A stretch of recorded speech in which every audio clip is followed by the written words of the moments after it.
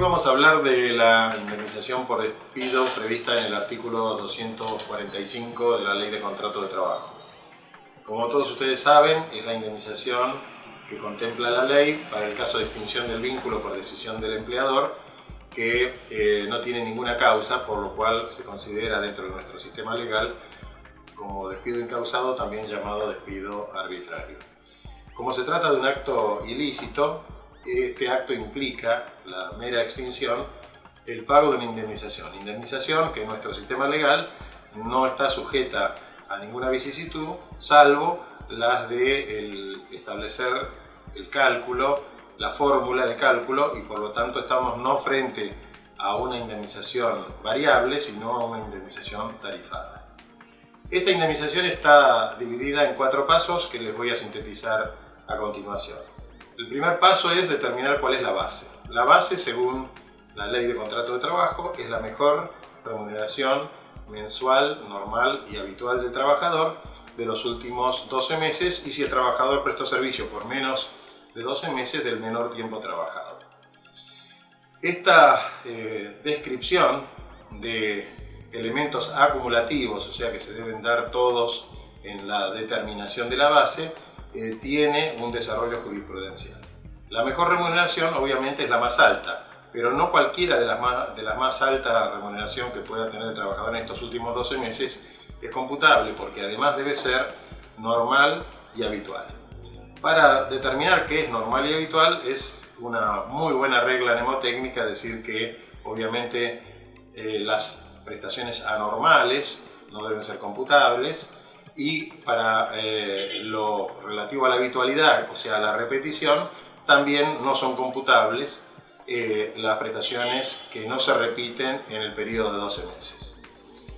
Veamos algún ejemplo de normal y habitual. Hay prestaciones que son anormales por el monto, por ejemplo, una comisión que se cobra todos los meses, que en un mes tiene un monto absolutamente desproporcionado. Ese monto, por ser desproporcionado, como no es normal, se debe descartar del cómputo y debe tomarse la mejor de las que se repiten en el resto del año. Y en cuanto a la habitualidad, por ejemplo, las horas extras. Las horas extras, si se trabajan todos los meses del año, se pueden considerar habituales, pero si se trabaja 1 o 2 meses, la falta de habitualidad determina que debe no computarse esa suma de dinero en la base del cálculo. Fíjense que la base dice la mejor remuneración normal y habitual, y habla de remuneración y habla de devengada. Esto está mezclado también o combinado con la mensualización. ¿Esto qué significa? Que la base de cálculo solamente está integrada por las prestaciones que se pagan mensualmente y también solamente está integrada por las prestaciones que son remuneratorias. Por lo tanto, las prestaciones no remuneratorias deben excluirse. Por ejemplo, las asignaciones familiares. No así las prestaciones no remunerativas o no remuneratorias provenientes de convenios colectivos o de decretos que la jurisprudencia, sobre todo la jurisprudencia de la Corte, en el caso González con Polimat, por ejemplo, o en Pérez con Disco, ha determinado que estas prestaciones, cuando son contrarias al artículo 103 bis, o sea, las normas de orden público, y violatorias de la Constitución y de los tratados internacionales, a pesar de haber sido homologadas por el Ministerio de Trabajo o a pesar de haber sido dictadas las normas reglamentarias dentro del marco de una ley, como fue la ley de emergencia, por ejemplo, en ambos casos la Corte determinó que estas prestaciones no remunerativas son parte de la remuneración y por lo tanto deben ser computadas en la base de cálculo de la indemnización por despido. La palabra devengada también tiene relevancia, y esto ha generado una discusión en torno de aquellas prestaciones que se devengan, por ejemplo, en el año, como las gratificaciones o el aguinaldo que se devenga en el semestre, versus las prestaciones que se devengan mensualmente.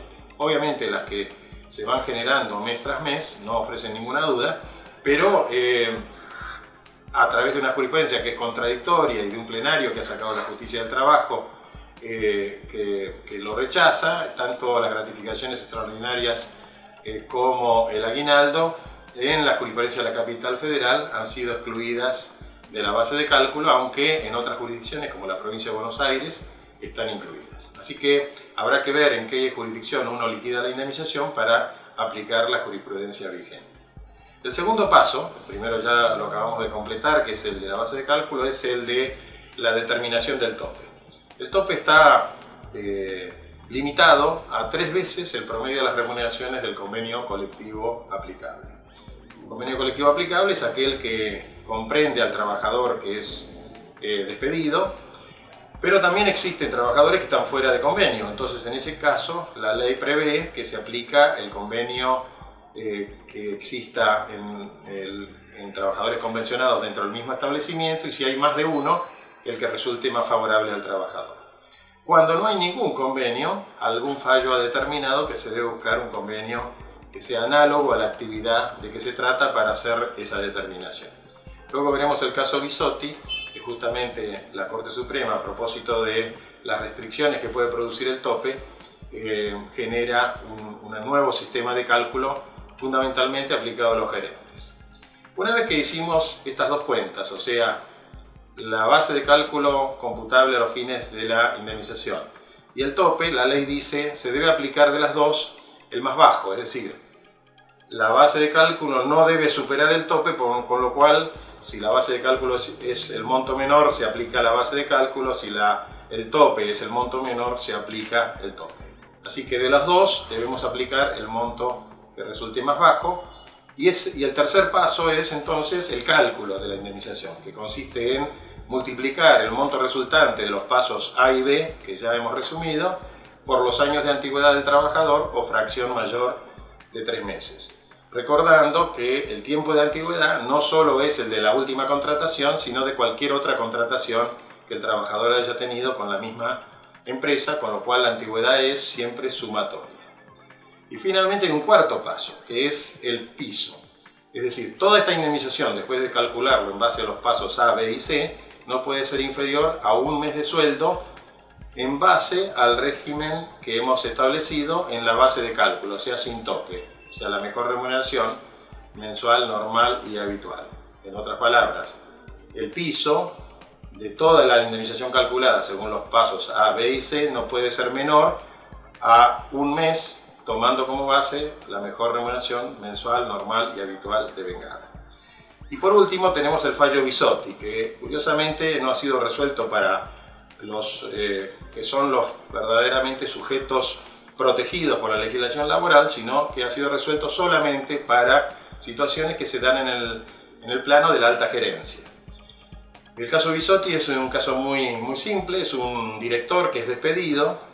Su sueldo era alrededor de 10.000 pesos y el tope que se le aplicaba a Sanidad, que era el tope que en este caso correspondía limitar la indemnización, era 1.000 pesos. O sea, su indemnización de 10.000 pesos por mes, que era su sueldo, bajó a 1.000 pesos, tenía 20 años de antigüedad, le pagaron 2 sueldos. En definitiva, Bisotti hace la presentación ante la justicia alegando que esto ha sido una violación clara del derecho de propiedad y de la proporcionalidad que persigue el legislador en la indemnización por despido. Y cuando llega a la Corte Suprema, la Corte hace la siguiente elaboración.